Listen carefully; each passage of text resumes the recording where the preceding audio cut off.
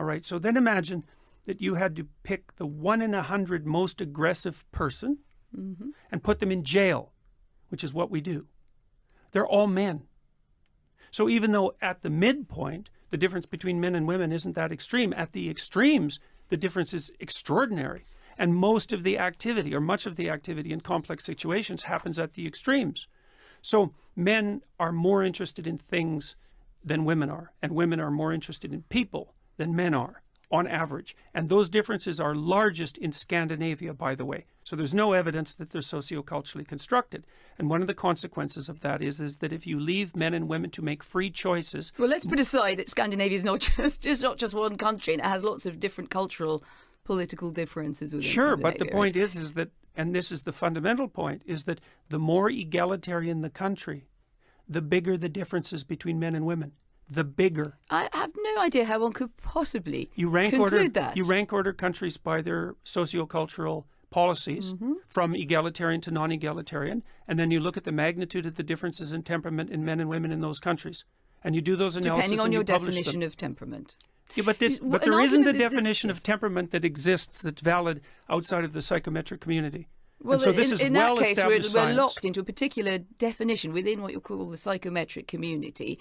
And other people may simply say, look, I experience the world very differently, and I have evidence from my dealings, whether I'm a man, whether I'm a woman, whether I'm looking at how we get along together and what we do to improve matters, that doesn't conform to that. I mean, the question is then, what is the evidence? The fact that someone has an opinion about it isn't relevant. The relevant issue is what the evidence suggests, unless you're willing to throw out the scientific enterprise, which I wouldn't recommend. No, I'm not. I'm certainly not doing that. But I do think that to pin it to a narrow definition of psychometric testing, it's not narrow. It's 5-dimensional. Recursive. It's 5-dimensional. It's not narrow. The whole world only has 4 dimensions. 5-dimensional model is actually extraordinarily sophisticated. If it's got 4 dimensions and then we're into 5, that's magic.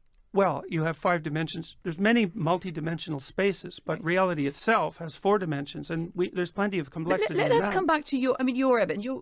Absolutely come back to evidence, but also to what you make of the evidence, because trading. All I make of the evidence is that there's multiple reasons for gender differences. So what do we then do with this? Let's say that we decide that there are differences, and we can argue whether it's about the average. I mean, who is the average woman? Am I the average woman? Are you the average man? Some ways probably, in other ways not. Right. Okay.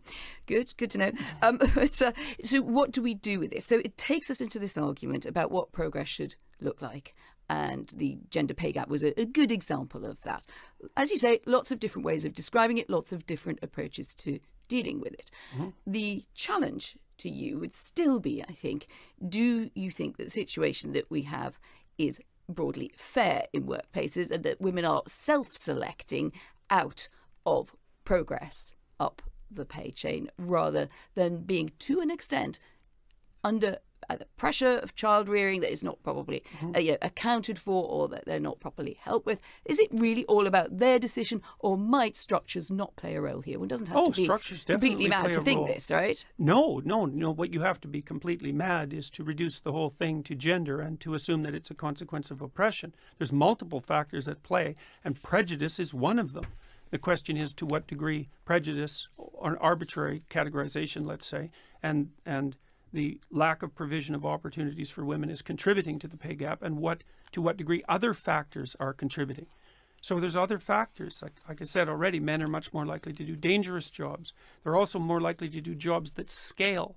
So, for example, because women are more interested in people on average than men are, they tend to work in people-oriented enterprises, and those are hard to scale. And because you can't scale them, it's harder to multiply the income. Men are more likely to move than women are.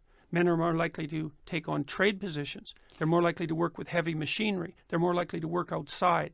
All of these things add to the... But if you cashed out, sorry to interrupt you there, but if you took out working with heavy machinery, which some women do, but more, we will say, right, more men will elect to do that. There's quite a lot of things in there where they're being nudged. We're all nudged throughout our life to certain choices. We don't have to accept the nudge. But then would you accept that women have lacked opportunities, that they've lacked? The nudge has not operated in the same way. So for you to say, over what time span? Well, you can choose your time span. Say 100 years if you like. I would don't say really mind the time span. The point is, are women, in a sense, already being going through a number of gates in life, and some of it's them are wider than others. It's complicated. I mean, I think men were directed down narrow pathways in ways that women weren't. So, for example, they were much more likely to be conscripted into wars, for example, which actually happens to be a non-trivial phenomena because it resulted in the deaths and the demolition of many men. And so both sexes are subject to the arbitrary strictures of culture. And perhaps you could argue that women had the worst time of it, although it's not that easy an argument to make. I would say that the extra pressures of child rearing and the inevitability of pregnancy played a very large role in that, and we didn't deal with that effectively till 1960. And so one of the things that I really don't like about the women were oppressed by men throughout history narrative is the fact that both men and women were terribly oppressed by nature throughout history, and that's not being factored into the equation. And I think that what men and women did for most of history, the decent ones anyways, was team up and partner up and try to make life the least amount of miserable for both. And yet we read this narrative backwards and we say, well, the reason that men and women weren't operating equally in the sociocultural landscape was because men were oppressing them. It's like, sorry, no. That accounts for a tiny fraction of it or some proportion of it. But it had much more to do with the fact that everyone was poor and miserable and that women were locked into a reproductive cycle from which they had no practical escape. And we didn't fix that till the 60s. What might irritate some working women, indeed some women, whether they work or not, is you can either sort of look at something like the gender pay gap and sort of pick apart how difficult it is, or you could say, well, let's try to fix this and let's have an intelligent argument about how we best fix this thing. And the argument that women are self-selecting out of the workplace becomes a bit of a roadblock. Yeah, but women do self-select out of the workplace all the time. Well, if you look at the legal profession, that's absolutely crystal clear. Women are overrepresented at the lower ends of the legal profession, but they stop operating at the high ends in their 30s, and it happens in all sorts of professions, and there's good reason for it. I mean, what happens? Well, because women in their late 20s tend to decide that they don't want to work 80 hours a week.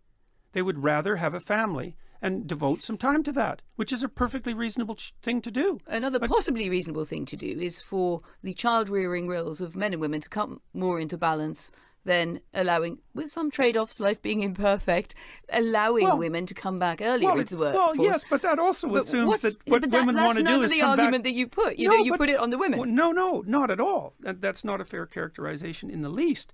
Your argument is predicated on the idea that the advantage to women is in coming back to the workplace. But many women decide, especially once they have children, that having their children and spending time with them is actually more valuable than going back to the workplace. And that's a reasonable thing to decide.